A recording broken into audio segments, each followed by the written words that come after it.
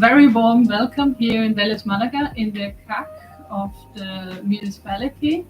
We are very happy to welcome you here in this event from Need to Connect project, which is a European project which we will further present you now in some minutes. And we are also very happy to welcome our project partners here from Iceland, who is the coordinator of the project, from the Netherlands, from Slovenia, from Bulgaria, from Lithuania, Italy. Yes. How could we? My name is Stephanie. I'm the coordinator. I also want to thank all the partners for their participation and kind of being really active and to the point in the project. And I especially want to thank Angela and Vanessa for organizing this event and the training here in Spain, and all the mothers from Iceland, of course, as well. We are from Consultoría de Innovación social. We are an organization who is working here in Spain in different European projects and mostly on employability of people or gender issues. And that's also how we came to this project and to this cooperation with our Icelandic partner. So the Need to Connect project aims to support young mothers in Europe and in partner countries especially, to reduce their loneliness, to connect them to their social environment, and to provide them with the skills and with the competences and the knowledge to improve their self-care, their child development, everything they need for their daily life and professional life. In the Need to Connect project, we have produced we first did a research with literature, but also with young mothers directly and with institutions working with young mothers. Through this, we found out what are the needs of young mothers and what kind of support do they actually need. This we will have more on this from our Lithuanian partner in this event. Afterwards, we developed a training program with interactive activities and exercises for young mothers. The training program covers different areas, as I said, self-care, child development, also life management or creative life management, and how to overcome the traditional stereotypes of mothers. And lastly, we developed this training program on an online platform, so everything is publicly available for young mothers from different countries, and it's available in all partner languages and English. My role here, I am a researcher. I have very little experience of working with the actual people, so it has been lovely to see this in action. So, as a researcher, it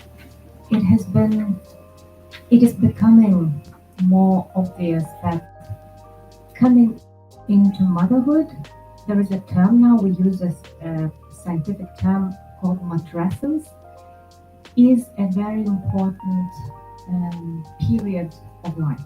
So matrescence is the time where many changes is happening into the woman's body.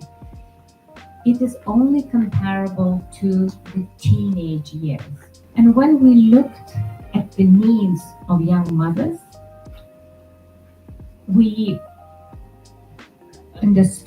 saw that the maternal care, the way we know it now in Europe, is baby, not mother-centered. So you can see in the pictures, I just threw into Google maternal care. And if you see in the pictures, in every picture, the carer is looking at the baby, not at the mother. Not to say that we don't need to look at the mother, at the babies. Babies need to be cared for. But young mothers and young fathers, but especially young mothers, need to be looked after as well, because they are physically and mentally extremely vulnerable. And when we looked at all the different partner countries and the needs of mothers in different the needs of young mothers in different partner countries, we found that there were big discrepancies. And thank you very much to all the young mothers and not so young mothers who participated and who will hopefully spread the word. Thank you. We did the pilot training just now in August, so it's quite a short time since it finished. And we did it in a way that mothers were able to bring their children to the pilot training. It was a lot of fun and a little bit chaotic at times, but I think it created an extra added value to the gathering because mothers could talk about their children and the children could play together and things like that. Hello, my name is Hilda and I'm from Iceland. I'm 24 years old and have a 16-month-old daughter. When my daughter was born, I felt quite alone, and I felt because I was first in my friend group to have a child, and I'm still the only one, kind of sad, but yeah. Yeah, and I felt ashamed for feeling that way, and I didn't know what to do. So when I was expecting in April 2022, so we had a Facebook group for everyone in Iceland having babies at that same time, like 300 people.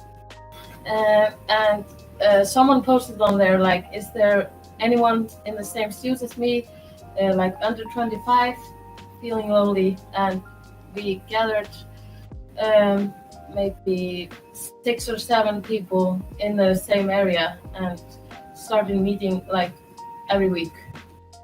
And it helped really much to get to know someone in the same shoes as me. And then later on I found out about this project, and I really liked how it's based on the mother, not the child.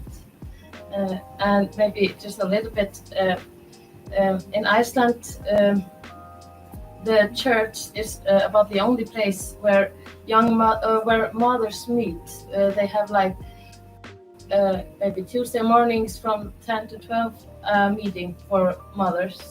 Hello, my name is Ivana. I come from Iceland this time, but I moved to Iceland when I was 12 years old. Yeah, I was actually, after I gave birth and after some time, I was craving for this kind of project, to find something like this where all the mothers meet, single mothers, and just share the experiences and connect. Hello, my name is Sarah, and I'm 21 years old now. When I got pregnant, I was pretty young. I was 19 years old. I was kind of a party girl, so I was not expecting to have a baby. So when I got pregnant, I stopped everything, and I just went far away and had a child. And with the time, I was pretty lonely because I really didn't know much of mothers that were having a child at my age, and most of them were like far away, and I could never go to the groups, so I was really lonely and depressed. And I know that I'm not the only one, because I know a lot of others in Iceland now that are going through the same thing, and I hope this project will really spread out because I think it would be very helpful. I'm Eleanor, I'm with the 8-month-old Gabriel there. I would just like to add that I'm very thankful for the project, for the fact that we could bring our children, as I wouldn't have been able to come if I could not have brought him, as people with little support.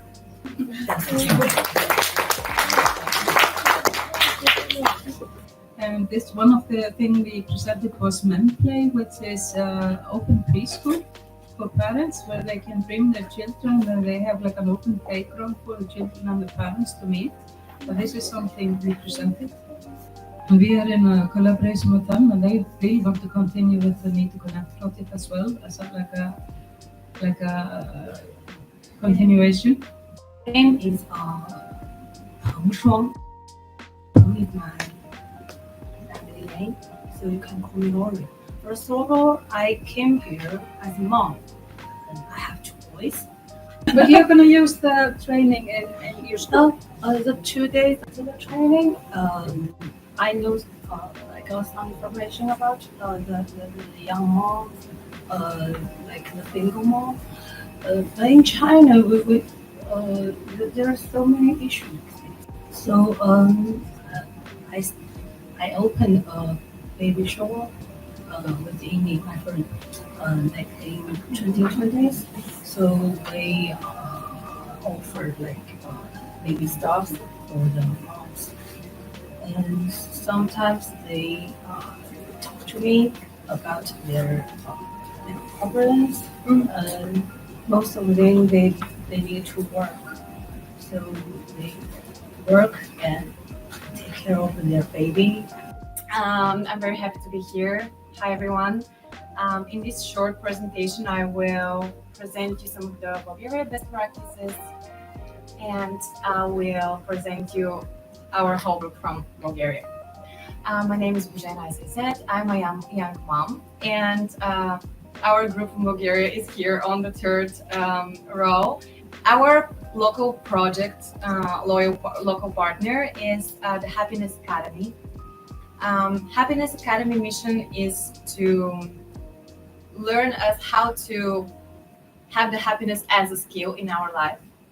And at the moment, Happiness Academy is helping us to be here today and to learn and to take from this great project how to be more connected and more happy and more balanced in the role of mother. We piloted this project by this organization called Consultoria. I personally attended there and started when my kid was 3 months old. She's now 1.5 years almost, and it's for babies from almost 2 months to 7 years old. Consultoria helps your kid to grow healthy and happy, and to you to be more present parent. Motherhood can be challenging. It doesn't matter if it is in Bulgaria or all around the world. It is a completely new role for a woman or a girl, and you can be facing a lot of challenges and different obstacles.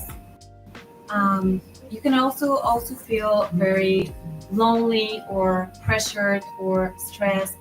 It could be and just overwhelmed. We did a research within the moms, and it shows that usually there are 2 types of moms. From one hand, we have the most ambitious mom, the one who wants her kid to learn 5 languages at the same time, to have private lessons, or to do 5 sports. And then from other hand, we have the neglected mom, who is having hard time coping with the new role and recognizing herself as mom. There's a lot of luck between the 2 roles, and this is where need to connect and trainings like this one are taking places. There's a lot of time management in motherhood. You all know that.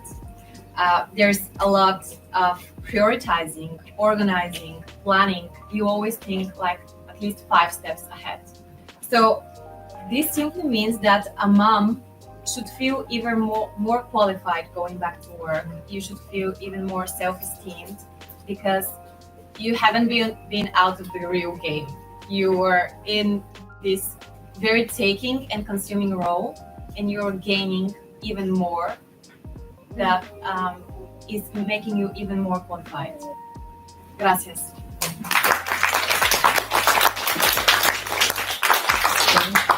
So in Spain, we first did, as we said before, the research, and we also did it with a group of mothers in collaboration with Malaga and Coche.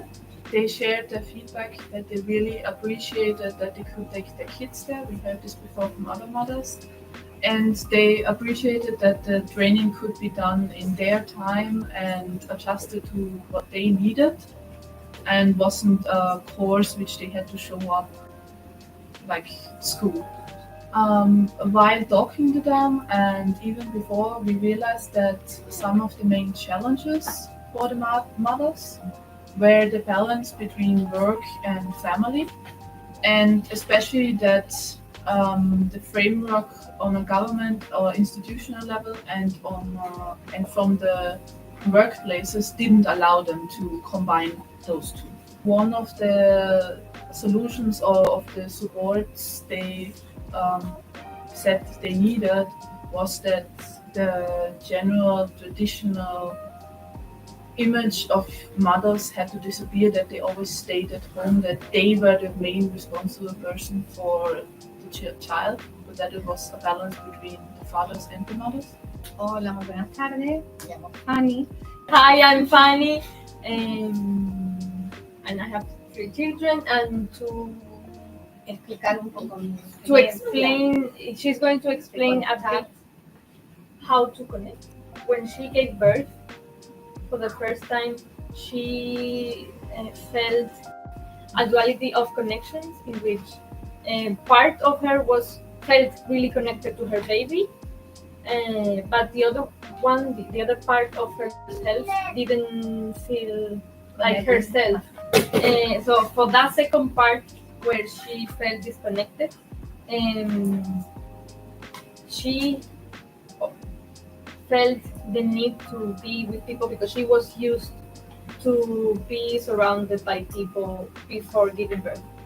What she used to do to change that is that she used to live in a small town by the coast, and she would take the bus to a bigger town, which is Torre del Mar. Yeah. And she would go to the cafeteria inside a big supermarket, and she would just watch people pass by while she was breastfeeding. She enjoyed seeing people even though she wasn't seeing. For her, it was enough, just looking at people. Hello, my name is Alba. I'm representing here the Dutch Foundation of Innovation Welfare to Work. We are based in Papendrecht in the Netherlands. Our main focus of action is the connection of the world of education and the world of work. Almost always from the perspective of the young people. We work mainly with people between 14 and 35 years old. We did the piloting of the Need to Connect project in 5 workshops. In summer, the first started on July 28th and the final one was on August 25. All the moms participating in our piloting in the Netherlands, apart from being young, they have a difficult situation in life. All of them come from migrant backgrounds. Almost all of them are homestay moms. They have low education level and financial issues, and also they don't speak very well Dutch. So they are mostly isolated with the kids at home. These 4 questions we asked them. What are your goals? How you will achieve them? And how will this goal help to you in your daily life as a mom? And also, what is the deadline you want to do it?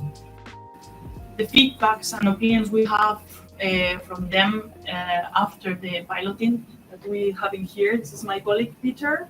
So these are a couple of pictures of the session. So they talk about the gain of self-confidence, self-esteem. They enjoy coming to the session and talking to adults instead of being with the kids, understanding each other's problems and feeling safe, telling their story with all the mothers.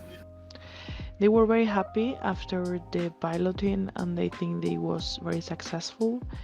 And of course discovering new things about themselves and also learned new abilities that helped them to get through their situation with the kids and in life.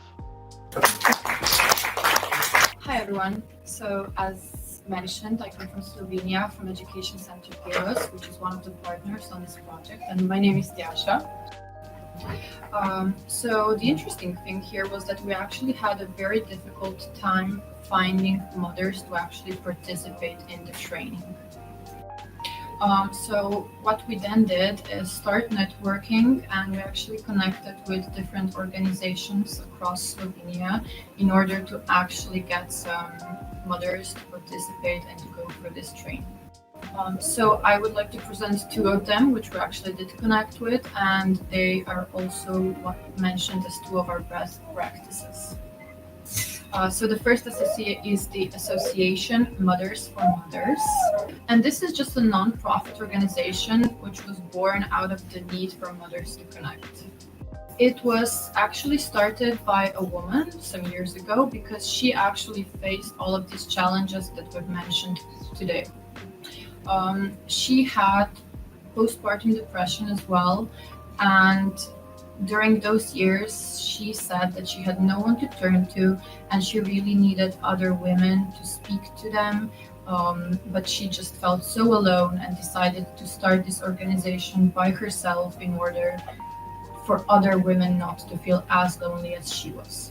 Now the whole group has very regular meetings, and since they're located in a smaller town, but it's near a bigger one, they have all kind of started to become friends, and sometimes they just meet as friends, other times they invite other guest speakers to join them. And one of the things that our mothers stressed most during the training is the irrational guilt they feel when doing something completely for themselves. Additionally, mothers were also very open about their postpartum struggles and how they suffered from postpartum depression, which is definitely not talked about enough and is still quite stigmatized in our country. In the end, mothers were very grateful for attending the workshop and being able to connect with other mothers who shared similar struggles. Hola, yo me llamo Soad y soy una bailarina y una danzaterapeuta y trabajo en Chesie como formadora. Mi especialidad es trabajar con el arte como medio para la inclusión. Quiero hablar hoy de mi experiencia como formadora en este proyecto de needtoconnect. Tenía una oportunidad muy grande de trabajar con la danza con un grupo de mujeres que venían de una casa de refugio para mujeres víctimas de violencia.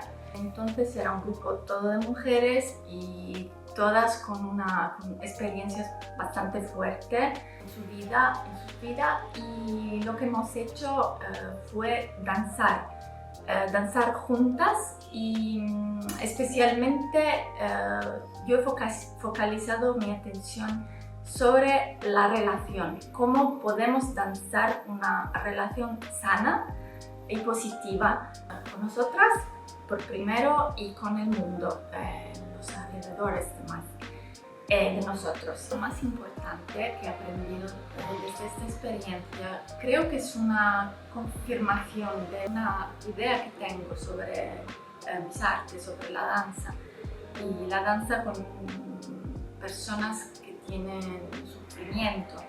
Creo de verdad que cuando hay situaciones de sufrimiento verdadero que todo el mundo pasa, aquí hay un momento muy importante, porque ese momento puede ser como el punto de cambiamiento para que a través del arte, a través de la relación verdadera, podíamos